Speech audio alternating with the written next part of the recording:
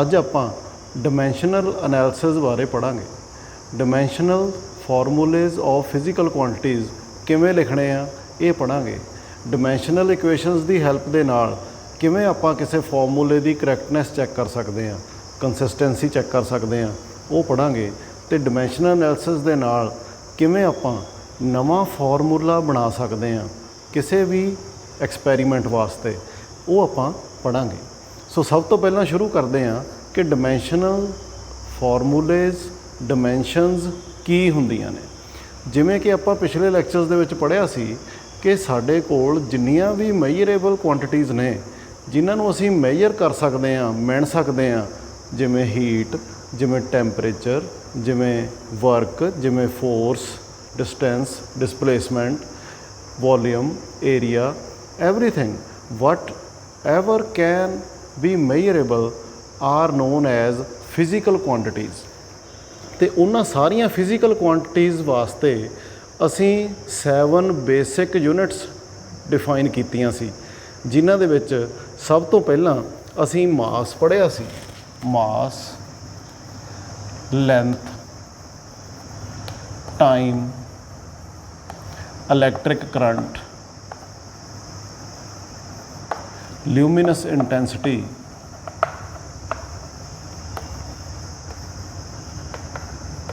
quantity of matter,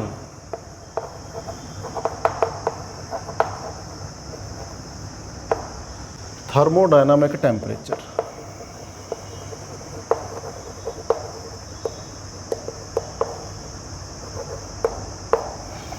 ਹੁਣ ਅਸੀਂ ਇਹਨਾਂ ਵਾਸਤੇ ਡਿਮੈਂਸ਼ਨਸ ਇਹਨਾਂ ਦੀਆਂ ਕਿਵੇਂ ਲਿਖਣੀਆਂ ਨੇ, ਤਾਂ ਕਿਸੇ ਵੀ ਡਿਰਾਈਵਡ ਕੁਆਂਟੀਟੀ ਦੀਆਂ ਜੋ ਫਾਰਮੂਲਾ ਹੈ ਉਸ ਦੇ ਅਕੋਰਡਿੰਗ ਉਹਦੀਆਂ ਡਿਮੈਂਸ਼ਨਸ ਲਿਖੀਆਂ ਜਾਣਗੀਆਂ।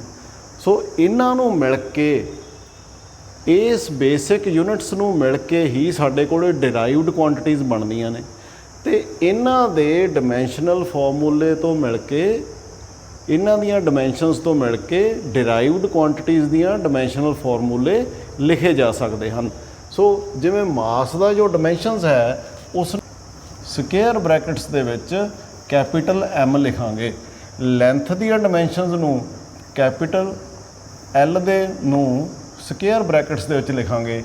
ਟਾਈਮ ਵਾਸਤੇ ਕੈਪੀਟਲ T ਨੂੰ ਸਕੁਏਅਰ ਬ੍ਰੈਕਟਸ 'ਚ ਲਿਖਾਂਗੇ। ਇਲੈਕਟ੍ਰਿਕ ਕਰੰਟ ਦੀਆਂ ਡਿਮੈਂਸ਼ਨਸ ਨੂੰ A ਲਿਖਾਂਗੇ।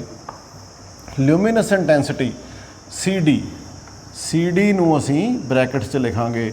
ਕੁਆਂਟਿਟੀ ਆਫ ਮੈਟਰ ਮੋਲ ਨੂੰ ਅਸੀਂ ਬ੍ਰੈਕਟਸ 'ਚ ਲਿਖਾਂਗੇ। ਥਰਮੋਡਾਇਨਾਮਿਕ ਟੈਂਪਰੇਚਰ ਕੈਲਵਿਨ ਨੂੰ ਅਸੀਂ ਬ੍ਰੈਕਟ 'ਚ ਲਿਖਾਂਗੇ। ਸੋ ਇਹ ਤਰੀਕਾ ਹੈ ਡਿਮੈਂਸ਼ਨਸ ਨੂੰ ਲਿਖਣ ਦਾ। ਹੁਣ ਅਸੀਂ ਇਹ ਦੇਖੀਏ ਡਰਾਈਵਡ ਕੁਆਂਟੀਟੀਜ਼ ਦੀਆਂ ਡਿਮੈਂਸ਼ਨਲ ਫਾਰਮੂਲੇਜ਼ ਕਿਸ ਤਰ੍ਹਾਂ ਲਿਖੇ ਜਾਣੇ ਹਨ। ਸਪੋਜ਼ ਕਰੀਏ ਅਸੀਂ ਏਰੀਆ ਸਾਡੀ ਇੱਕ ਫਿਜ਼ੀਕਲ ਕੁਆਂਟਿਟੀ ਹੈ ਅਤੇ ਇਸ ਦੀ ਅਸੀਂ ਡਿਮੈਂਸ਼ਨਲ ਫਾਰਮੂਲਾ ਲਿਖਣਾ ਹੈ। ਸਾਨੂੰ ਪਤਾ ਹੈ ਏਰੀਏ ਨੂੰ ਅਸੀਂ ਲੈਂਥ ਗੁਣਾ ਲੈਂਥ ਮੀਨਸ ਰੈਕਟੈਂਗਲ ਦਾ ਏਰੀਆ ਅਸੀਂ ਫਾਈਂਡ ਕਰਦੇ ਹਾਂ ਤਾਂ ਉਹ ਲੈਂਥ ਟਾਈਮਸ ਬ੍ਰੈਡਥ ਹੁੰਦੀ ਹੈ। ਅਤੇ ਲੈਂਥ ਤਾਂ ਲੈਂਥ ਹੀ ਆ, ਡਿਸਟੈਂਸ ਹੀ ਆ, ਅਤੇ ਬ੍ਰੈਡਥ ਵੀ ਐਕਚੁਅਲੀ ਡਿਸਟੈਂਸ ਹੀ ਆ। ਦੋਨਾਂ ਨੂੰ ਅਸੀਂ length multiplied by length which will be written as power of the basic unit L square. Similarly ਜੇਕਰ ਅਸੀਂ ਵੋਲੀਅਮ ਨੂੰ ਲਿਖਣਾ ਹੋਵੇ, ਵੋਲੀਅਮ ਕਿਉਂਕਿ 3 ਲੈਂਥਸ ਦੀ ਮਲਟੀਪਲੀਕੇਸ਼ਨ ਹੈ, length times length which will be equal to L cube. Velocity ਦਾ formula ਹੁੰਦਾ ਹੈ ਡਿਸਪਲੇਸਮੈਂਟ अपॉन टाइम। तो डिसप्लेसमेंट एक डिस्टेंस है, लेंथ है, इस करके इनू असी L लिखांगे।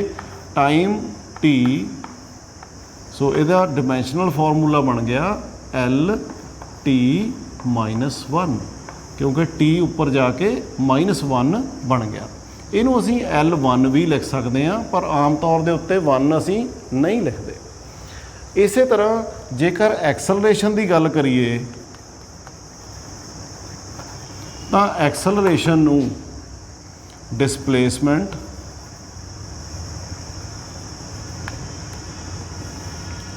ਪਰ ਯੂਨਿਟ ਟਾਈਮ ਸਕੇਅਰ ਦੀ ਫਾਰਮ 'ਚ ਲਿਖਿਆ ਜਾਂਦਾ ਹੈ, ਜਾਂ ਅਸੀਂ ਇਹਨੂੰ ਵੈਲੋਸਿਟੀ ਪਰ ਯੂਨਿਟ ਟਾਈਮ ਵੀ ਲਿਖ ਸਕਦੇ ਹਾਂ।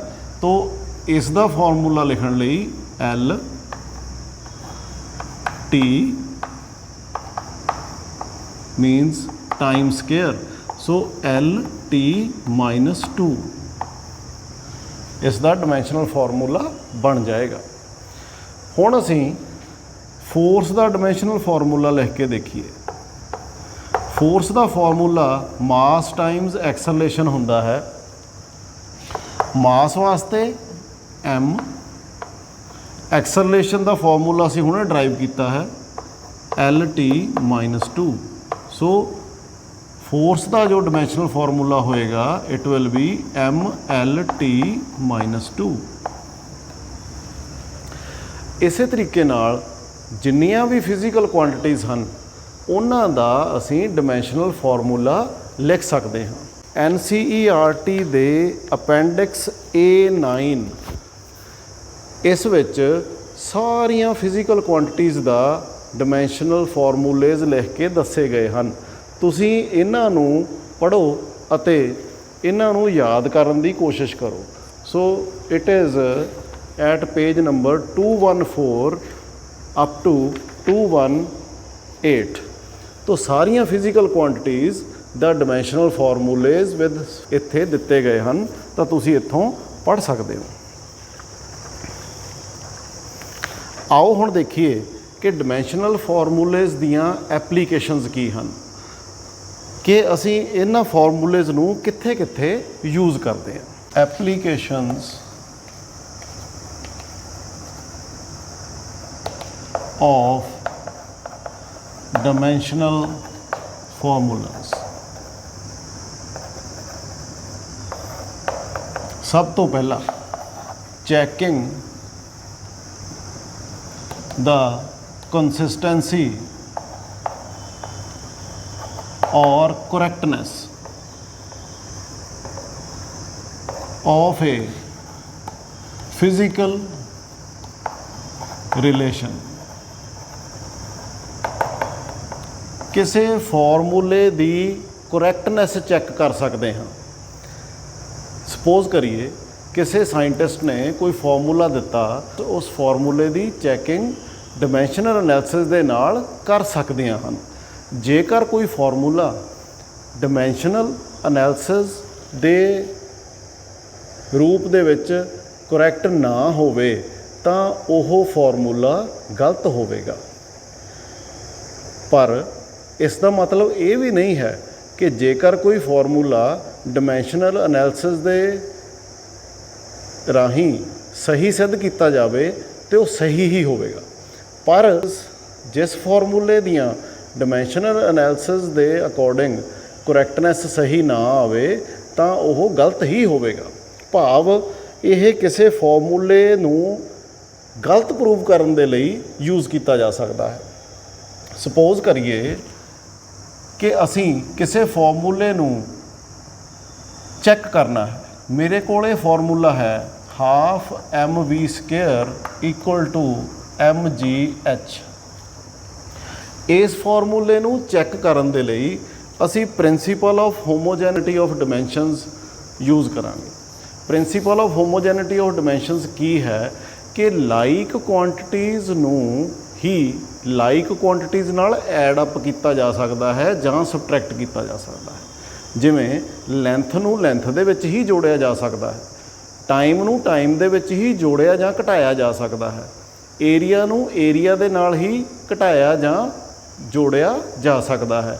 ਅਸੀਂ ਲੈਂਥ ਤੇ ਟਾਈਮ ਨੂੰ ਐਡ ਨਹੀਂ ਕਰ ਸਕਦੇ। ਇਹਨੂੰ ਹੀ principal of homogeneity of dimensions ਕਿਹਾ ਜਾਂਦਾ ਹੈ। ਆਓ ਦੇਖੀਏ ਇਸ ਮੈਥਡ ਦੀ ਹੈਲਪ ਦੇ ਨਾਲ ਅਸੀਂ ਇਸ ਫਾਰਮੂਲੇ ਦੀ ਕਰੈਕਟਨੈਸ ਕਿਵੇਂ ਚੈੱਕ ਕਰਦੇ ਹਾਂ। ਇਸ ਫਾਰਮੂਲੇ ਦੇ ਵਿੱਚ ਸਾਡੇ ਕੋਲ ਲੈਫਟ ਹੈਂਡ ਸਾਈਡ ਦੇ ਉੱਤੇ ਹਾਫ mv ਸਕੁਏਅਰ ਹੈ ਅਤੇ ਰਾਈਟ ਹੈਂਡ ਸਾਈਡ ਦੇ ਉੱਤੇ mgh ਹੈ। ਸੋ ਪਹਿਲਾਂ ਅਸੀਂ ਲੈਫਟ ਹੈਂਡ ਸਾਈਡ ਦੇ ਫਾਰਮੂਲੇ ਦੀਆਂ ਡਿਮੈਂਸ਼ਨਸ ਲਿਖਾਂਗੇ। ਜਿਵੇਂ ਕਿ ਹਾਫ ਤਾਂ ਨੰਬਰ ਹੈ ਤਾਂ ਨੰਬਰ ਹੈਜ਼ ਨੋ ਡਿਮੈਂਸ਼ਨਸ। ਸੋ ਇਸ ਕਰਕੇ ਕਿਉਂਕਿ ਫਿਜ਼ੀਕਲ ਕੁਆਂਟਿਟੀ ਨਹੀਂ ਹੈ, ਹਾਫ, ਇਸ ਕਰਕੇ ਇਹਦੀਆਂ ਡਾਇਮੈਂਸ਼ਨਸ ਨਹੀਂ ਹੋਣਗੀਆਂ। M stands for mass of a body, तो ਇਹਦੀਆਂ ਡਾਇਮੈਂਸ਼ਨਸ ਬਣ ਗਈਆਂ m within square brackets. v square, v stands for the velocity of A object, तो v ਦੀਆਂ ਡਾਇਮੈਂਸ਼ਨਸ ਅਸੀਂ ਪਿੱਛੇ ਹੁਣੇ ਦੇਖ ਕੇ ਆਏ ਹਾਂ, ਇਟ ਇਜ਼ LT-1 ਸਕੁਅਰ। ਸੋ ਇਹਦੀਆਂ ਡਾਇਮੈਂਸ਼ਨਸ ਕੀ ਬਣ ਗਈਆਂ, m l square t-2। So these are the dimensions of left hand sides।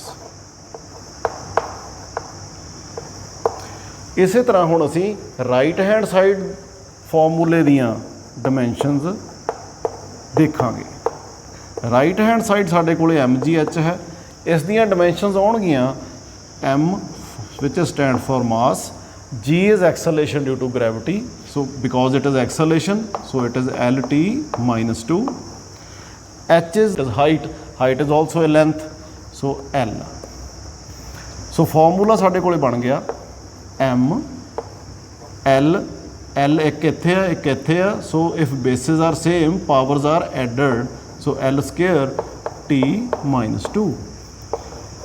ਅਸੀਂ ਦੇਖਦੇ ਹਾਂ ਕਿ dimensions of left hand side 1 ਤੇ dimensions of right hand side, these both have same formula, m l square t-2, m l square t-2।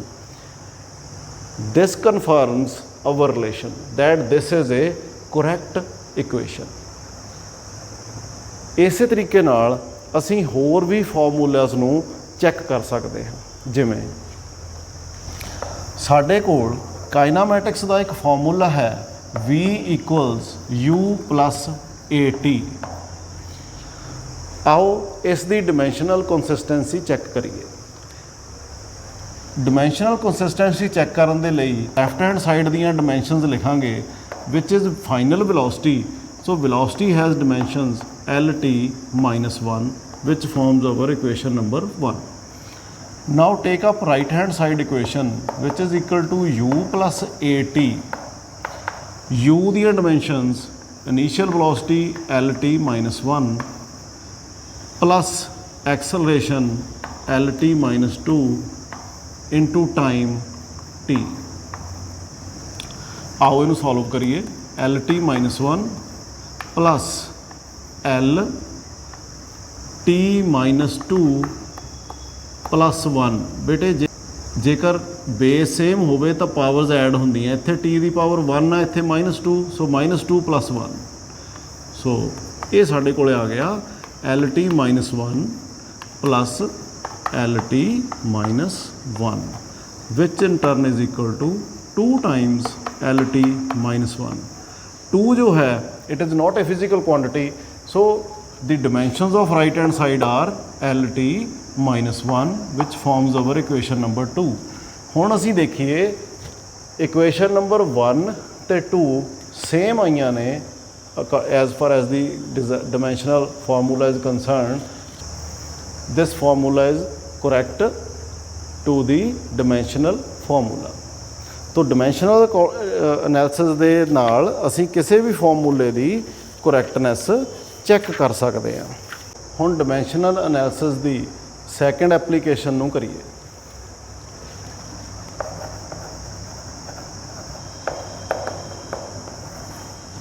Second application is to derive a physical relation।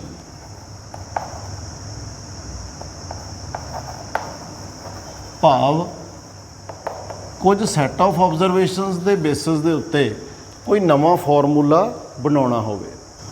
ਕਿਸੇ student ਨੇ pendulum ਦਾ time period study ਕੀਤਾ ਤੇ study ਕਰਕੇ ਉਸ ਨੂੰ ਇਹ ਪਤਾ ਲੱਗਿਆ ਕਿ time period of A pendulum depends upon the length of the pendulum and depends upon the acceleration due to gravity।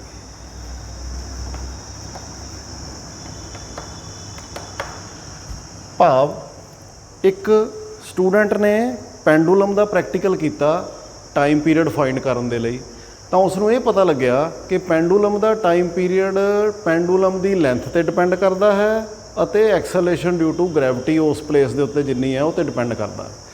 ਹੁਣ ਡਿਮੈਂਸ਼ਨਲ ਐਨਾਲਿਸਿਸ ਦੀ ਹੈਲਪ ਦੇ ਨਾਲ ਇਸ ਡਾਟਾ ਤੋਂ ਅਸੀਂ ਕਿਵੇਂ ਪੈਂਡੂਲਮ ਦੇ ਟਾਈਮ ਪੀਰੀਅਡ ਦਾ ਫਾਰਮੂਲਾ ਬਣਾਵਾਂਗੇ, ਆਓ ਦੇਖੀਏ। ਸਪੋਜ਼ ਕਰੀਏ ਟਾਈਮ ਪੀਰੀਅਡ ਨੂੰ ਅਸੀਂ ਟੀ ਦੇ ਨਾਲ ਡਿਨੋਟ ਕਰੀਏ, ਤੇ ਕਿਉਂਕਿ ਇਹ ਡਿਪੈਂਡ ਕਰਦਾ ਹੈ L length of the pendulum ਤੇ ਐਕਸਲੇਸ਼ਨ ਡਿਊ ਟੂ ਗ੍ਰੈਵਿਟੀ, ਤਾਂ ਇਹਨੂੰ ਅਸੀਂ ਲਿਖਾਂਗੇ T depends upon L raise to power A and G raise to the power B. Actually ਅਸੀਂ ਐਲ ਦੀ ਪਾਵਰ ਲੱਭਣ ਦੀ ਕੋਸ਼ਿਸ਼ ਕਰਾਂਗੇ ਕਿ ਫਾਰਮੂਲੇ 'ਚ ਕਿੰਨੀ ਆਏਗੀ, ਤੇ ਐਕਸਲੇਸ਼ਨ ਡਿਊ ਟੂ ਗ੍ਰੈਵਿਟੀ ਦੇ ਵਿੱਚ ਪਾਵਰ ਲੱਭਣ ਦੀ ਕੋਸ਼ਿਸ਼ ਕਰਾਂਗੇ। ਇਸ ਕਰਕੇ ਅਸੀਂ ਉਹਨਾਂ ਦੀਆਂ ਪਾਵਰਸ ਨੂੰ ਏ ਤੇ ਬੀ ਮੰਨ ਲਿਆ। ਹੁਣ ਜੇ ਟਾਈਮ ਪੀਰੀਅਡ ਡਿਪੈਂਡ ਕਰਦਾ ਹੈ ਐਲ ਤੇ ਜੀ ਤੇ, ਤਾਂ ਉਹਨੂੰ ਇਸ ਤਰੀਕੇ ਨਾਲ ਲਿਖਿਆ ਜਾ ਸਕਦਾ ਹੈ, ਔਰ ਪ੍ਰੋਪੋਰਸ਼ਨੈਲਿਟੀ ਸਾਈਨ ਹਟਾ ਕੇ ਅਸੀਂ ਕੌਂਸਟੈਂਟ ਲਾ ਦਈਏ ਕਿ ਐਲ ਰੇਜ਼ ਟੂ ਪਾਵਰ ਏ ਜੀ ਰੇਜ਼ ਟੂ ਪਾਵਰ ਬੀ। ਹੁਣ ਦੋਨੇ ਸਾਈਡਸ ਦੀਆਂ ਡਿਮੈਂਸ਼ਨਸ ਲਿਖੀਏ। ਲੈਫਟ ਹੈਂਡ ਸਾਈਡ ਤੇ ਟਾਈਮ ਪੀਰੀਅਡ ਹੈ, ਤਾਂ ਇਹਦੀਆਂ ਡਿਮੈਂਸ਼ਨਸ ਆਉਣਗੀਆਂ with in brackets T. Right hand side ਦੇ ਉੱਤੇ ਸਾਡੇ ਕੋਲ ਕੇ, ਕਿਉਂਕਿ ਕੌਂਸਟੈਂਟ ਹੈ ਇਸ ਦੀਆਂ ਕੋਈ ਡਿਮੈਂਸ਼ਨਸ ਨਹੀਂ ਹੋਣਗੀਆਂ ਇੱਥੇ, ਸੋ ਇਹਨੂੰ ਕੇ ਹੀ ਲਿਖ ਲਵਾਂਗੇ। ਐਲ ਕਿਉਂਕਿ ਲੈਂਥ ਆਫ ਦੀ ਪੈਂਡੂਲਮ ਹੈ, so it is L raise to power A. G is now the acceleration due to gravity. So acceleration ਦੀਆਂ dimensions LT minus 2 raised to power B।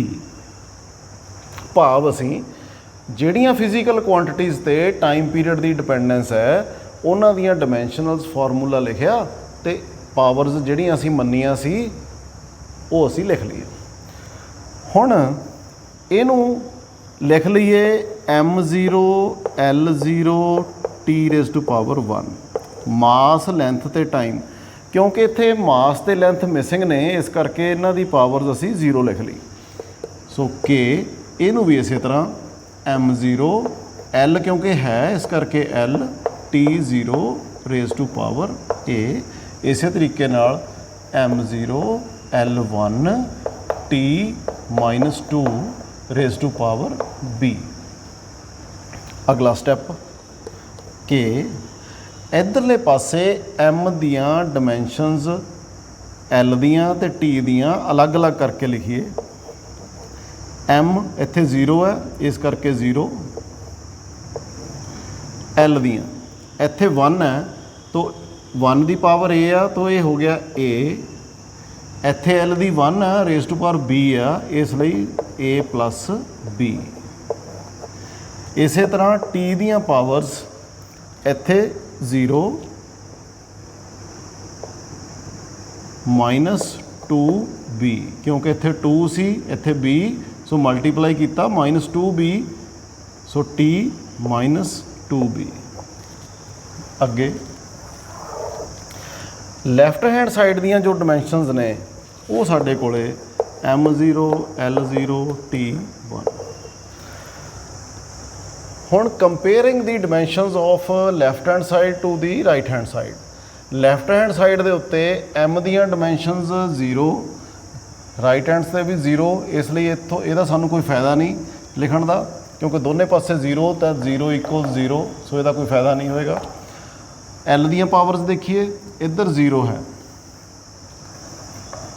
ਇੱਧਰ A ਪਲੱਸ B, ਇਹਦਾ ਮਤਲਬ A plus B equal to 0 ਸਾਡੀਆਂ L ਤੋਂ formula ਬਣ ਗਿਆ।